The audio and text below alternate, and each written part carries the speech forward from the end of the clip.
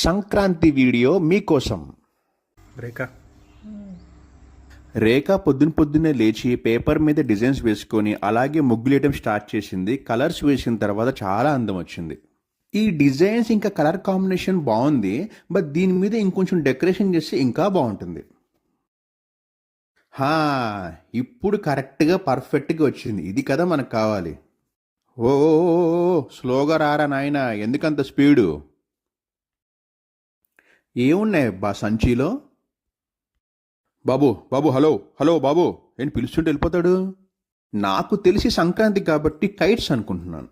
Yes, నా guess correct అయింది. తగలబెట్టండి sir Niranjan గారు.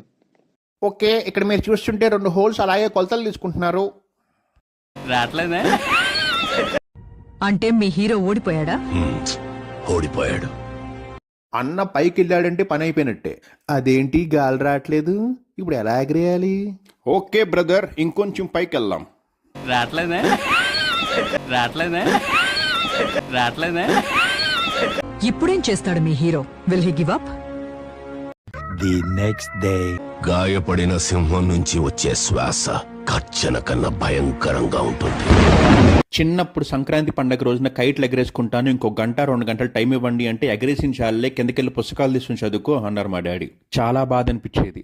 ఈ రోజు నా సొంత ఇంట్లో నాకు నచ్చినట్టు ఎంతసేపు కావాలంటే అంతసేపు కైట్లు ఎగరేసుకుంటాను. మనన్నెవరు ఆపేది?